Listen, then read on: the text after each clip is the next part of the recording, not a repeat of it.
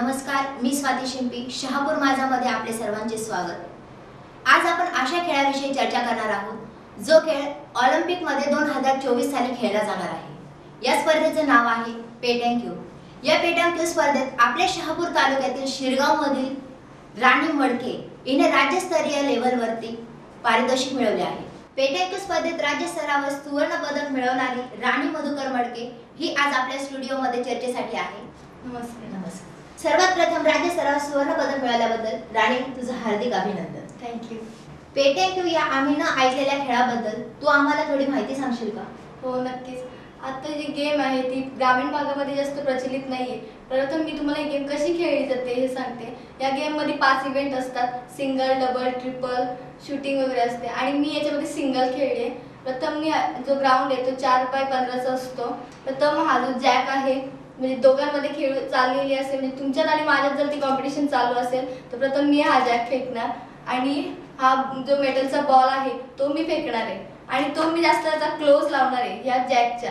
आणि मी जेवढा क्लोज लावते त्यापेक्षा जास्त क्लोज तुम्हाला लावायचे आणि याच्यानुसार पॉईंट दिले जातात। आणि ही पॉईंटची गेम आहे आणि ती 13 पॉईंटची आहे आणि ज्याचे पॉईंट पहिल्यांदा होतात तो विन होतो या गेममध्ये। या खेळाची सुरुवात कशी झाली किंवा कुठून झाली या खेळाची सुरुवात तुझी? खरं तर मला जास्त इंटरेस्ट कबड्डीमध्ये होता। मी शाळेमध्ये गेम खेळत होते कबड्डीची आणि एक वेळ तालुका लेवलच्या ज्या कबड्डीच्या मॅचेस असतात त्या आमच्या शाळेमध्ये म्हणजे किसान हायस्कूलमध्ये आयोजित होत्या आणि तिथे आमचं आता मी ज्या अकॅडमीमध्ये शिकते त्यातले राजेंद्र जाधव ते तिथे आले होते त्यांची टीम घेऊन। जेव्हा त्यांची टीम मी बघितली म्हटलं अरे आपल्याला पण याच्यामध्ये काहीतरी करायचंय। त्यामुळे पहिल्यांदा मी घरच्यांशी बोलली, त्यांनी मला त्यावेळी सपोर्ट केला आणि मग मी माझ्या पप्पांना घेऊन गेली त्यांच्याकडे आणि त्यांना सांगितलं की आम्हाला पण तुमची अकॅडमी जॉईन करायची। मग तिथले काही काही रूल्स होते ते पण मला काय मान्य होते, तर मला त्याच्यामध्ये काहीतरी करायचं होतं म्हणून मी ते रूल मान्य केले आणि अकॅडमी जॉईन करून प्रॅक्टिसला सुरुवात केली। मग कबड्डी खेळताना एक वेळ कन्नडला राज्यस्तरीय मॅचेस होत्या कबड्डीच्या, तिथे आम्ही गेलो आणि तिथे आम्हाला पेटँक्यू जी गेम आहे तिच्याविषयी माहिती मिळाली। मग सरांनी मला विचारलं बघ अशी गेम आहे जी आपल्याला राज्यस्तरीयवर खेळायची, मग तुला चालेल का, बघ तू गेम बघ। मग त्यांनी मला गेम सांगितली, त्याचे रूल्स सांगितले आणि मला ती आवडली म्हणून मी ती गेम खेळायची स्टार्ट केली। मग ज्या फेडरेशनच्या ज्या गेम्स असतात त्या मी खेळायचं स्टार्ट केल्या। पहिल्यांदा सोलापूरला मी खेळली आणि तिथे मला हा ब्रॉन्झ मेडल मिळाला आणि त्या खेळल्यानंतर मला नॅशनल खेळायचं होतं आणि नॅशनल खेळल्यानंतर नॅशनलमध्ये मला हे सिल्वर मेडल मिळालं आणि मग नंतर आम्हाला समजलं की स्कूल लेवलला सुद्धा ही गेम येते। मग स्कूल लेवलसाठी मी शाळेमध्ये गेली। आमचे जे अकॅडमीचे राजेंद्र जाधव सर आहेत विश्वविद्यालयाचे ते आले, त्यांनी ती गेम तिथे समजवली। जे आमच्या शाळेचे प्रिन्सिपल आहेत मस्तूत सर त्यांनी मला लगेच सपोर्ट केला। ते बोलले की ठीक आहे तू ती गेम खेळ, मी तुला पूर्ण सपोर्ट करतो त्यासाठी। मग त्यांनी परमिशन दिली, घरच्यांची तर मला परमिशन होतीच। मग पहिल्यांदा मी तालुका लेवलवरती गेम खेळली, तिथं पण मला फर्स्ट मिळालं। नंतर जिल्हा लेवलला मी अंबरनाथला गेम खेळली, त्यानंतर दादरला विभागीय गेम खेळली व राज्यस्तरीय मी अहमदनगरला गेम खेळली व तिथे मी गेम खेळल्यानंतर मला राजेंद्र जाधव त्यांनी खूप मोठं सपोर्ट केलं, कशी गेम खेळायची त्याचं थोडंसं नॉलेज दिलं तिथे आणि मग ती गेम मी खेळली आणि तिथे मला त्या गेममध्ये सुवर्ण पदक मिळालं। हा खेळ खेळताना तुला कोणत्या प्रकारचा अनुभव आला? खरं सांगायचं तर मी आता तुम्हाला जो फायनलला मला जो एक्सपिरियन्स आलाय तो मला तुम्हाला सांगायला आवडेल की तो मी कधीच आयुष्यामध्ये विसरू शकत नाही। म्हणजे तिथे अशी सिच्युएशन झाली होती की आता दोघींना लास्ट पॉईंट एक पॉईंट पाहिजे होता आणि आता ज्याला पहिल्यांदा पॉईंट मिळणार तो विन होणार होता। मग असं वाटलं अरे तिला मॅच जाते की काय, पण मी खेळत होती तर लास्ट बॉल होता जेव्हा मला तिचा बॉल उडून माझा बॉल तिथे क्लोज लावायचा होता आणि त्यावेळी जे आमचे राजेंद्र विश्वविद्यालयाचे जे सर आहेत राजेंद्र जाधव त्यांनी मला मार्गदर्शन केलं आणि त्यांच्या मार्गदर्शनाखाली मी तो माझा बॉल तिथे लावला आणि मग त्यामध्ये मला सुवर्ण पदक मिळालं। तुला जे हे यश मिळालं त्याच्या मागे कोणाचा पाठिंबा आहे किंवा तुला कोणी सपोर्ट केला ह्या खेळाविषयी? खरं तर माझ्या घरच्यांनी मला यासाठी खूप जास्त सपोर्ट केला आणि शाळेने मला यासाठी सपोर्ट केला। परंतु मला एवढं नक्की सांगावं असं वाटेल की जे मला आता गोल्ड मेडल मिळालंय त्याचं जास्त क्रेडिट आमचे विश्वविद्यालय अकॅडमीचे राजेंद्र जाधव आहेत त्यांनाच ते जातं, कारण त्यांच्या मार्गदर्शनामुळे मला ते गोल्ड मेडल मिळाले। खरोखर राणीच्या यशामागे ज्यांचा मोलाचा वाटा आहे तिचे जे मार्गदर्शक आहेत ते आपल्या स्टुडिओमध्ये आहेत राजेंद्र जाधव सर। सर नमस्कार। नमस्ते। आम्हाला हा खेळ अपरिचित आहे, पण राणीने या खेळात गोल्ड मेडल मिळवलं आहे. या खेळाविषयी तुम्हाला माहिती कुठे मिळाली? मी हा खेळ मला माहिती झालं कन्नड येथे. कन्नड येथे मी माझ्या अकॅडमीचे विश्वविद्यालय मार्शल आर्ट स्पोर्ट्स अकॅडमीच्या मुलींची टीम कबड्डीची ही राज्यस्तरीय खेळण्यासाठी घेऊन गेलो होतो. तिथे माझे मित्र राजेंद्र सालोंके यांनी मला ह्या गेमची माहिती सांगितली की ही गेम एक इंटरनॅशनल, नॅशनल आणि बीच एशियन आणि 2024ला ही गेम ऑलिम्पिकमध्ये खेळली जाणार आहे. तर 2024ला ही गेम ऑलिम्पिकमध्ये खेळली जाणार आहे. तर याची सुरुवात कशी होणार आहे? तर ते बोलले ही गेम डायरेक्टली तुम्ही राज्यस्तरीय खेळू शकता फेडरेशनच्या मार्फत.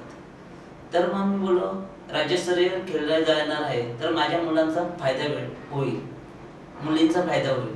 तर त्यासाठी मी माझ्या मुलांना सर्वांना माझ्या अकॅडमीतल्या मुलांना मार्गदर्शन सांगितलं का आपल्याला एक गेम खेळायची.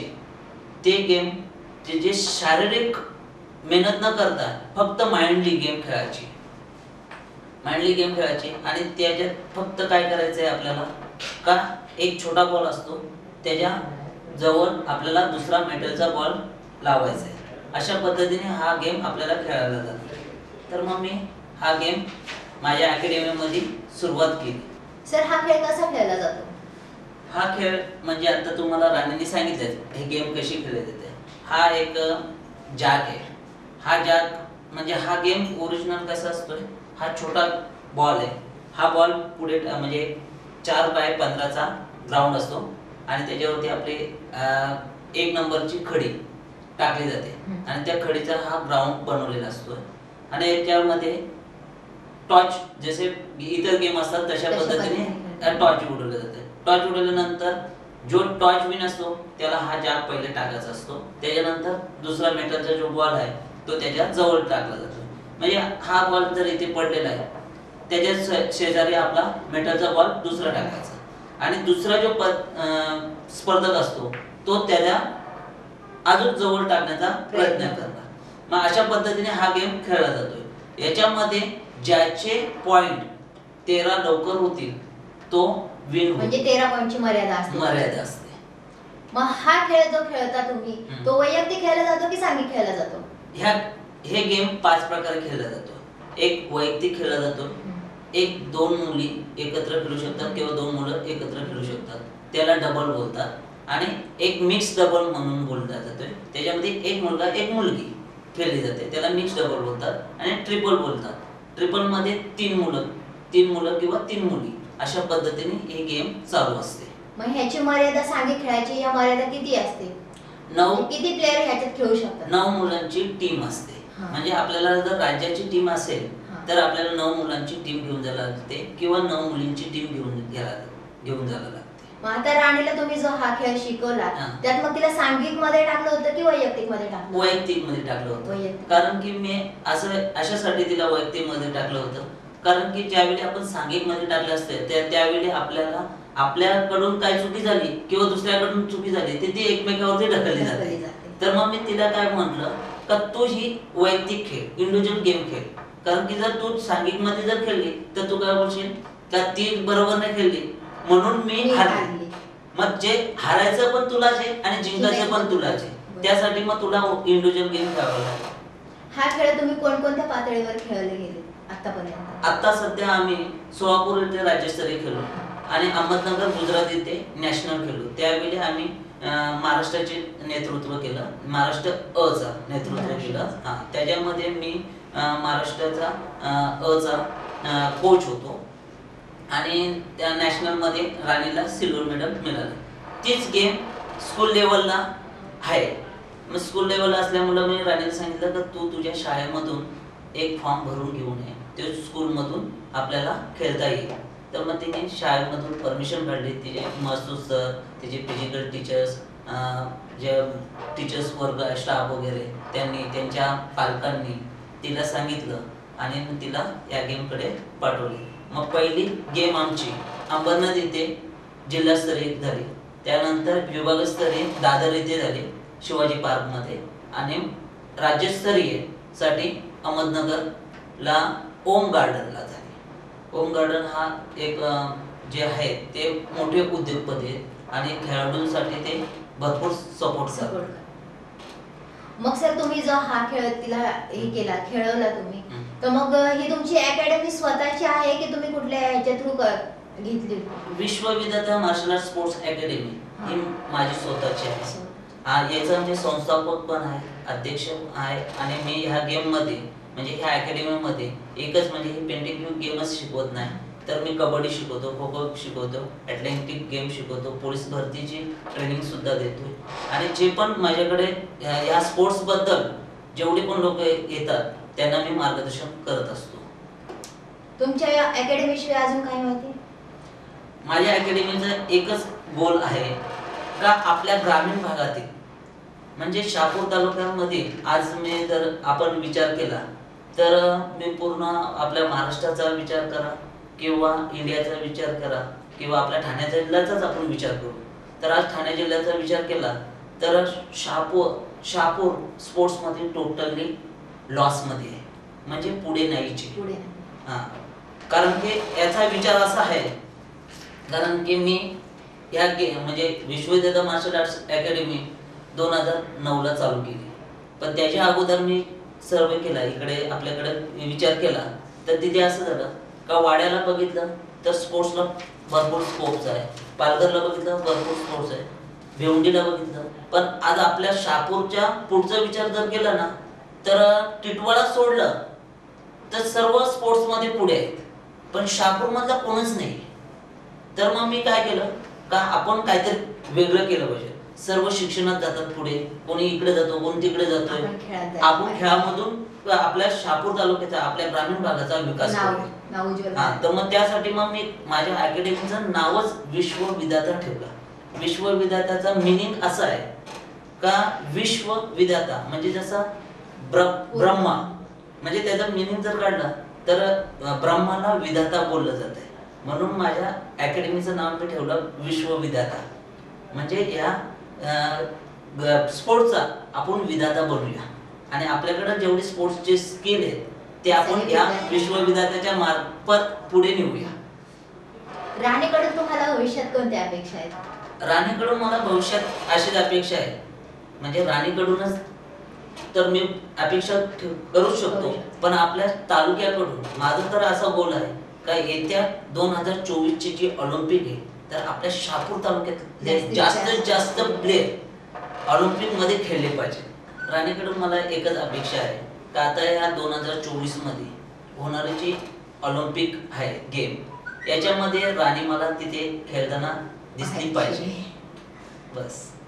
राणी तुला काय वाटतं, तू सरांच्या ज्या अपेक्षा आहेत त्या नक्कीच पूर्ण करू शकशील असं आम्हाला वाटतं, तुला काय वाटतं याविषयी? हो नक्कीच, म्हणजे जोपर्यंत सरांनी आता मला जे मार्गदर्शन केलंय तोपर्यंत मी नॅशनल पर्यंत सिल्वर मेडल मला फेडरेशनच्या मॅच मध्ये मिळालंय आणि मी नक्कीच प्रयत्न करेल की आणि माझं पण तेच ध्येय आहे की आपल्या इंडियाला मला गोल्ड मेडलिस्ट मिळवून द्यायची आहे आणि त्यामुळे मी सरांच्या मार्गदर्शनची सरांची जी अपेक्षा आहे ती नक्कीच पूर्ण करेल आणि आपल्या इंडियासाठी गोल्ड मेडल नक्की आणून देईल.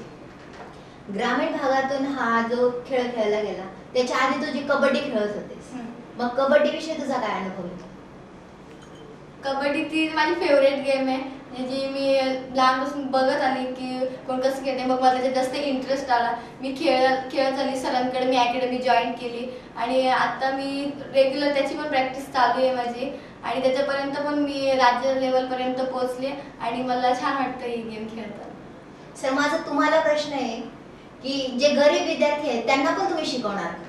हो, मग माझा खास म्हणजे मी तुम्हाला सांगितलंच ना आता एवढ्यातच, कारण की विश्वविद्यालय कारण उद्देशच असा आहे का विश्वविद्यालय अकॅडमीचा म्हणजे जो फाउंड मी जे केलं विश्वविधाता त्याचं मी मिनिंग पण सांगितलं का ब्रह्माचं नाव आहे विधाता, म्हणून माझ्या अकॅडमीचं नाव मी ठेवलं का विश्वविधाता.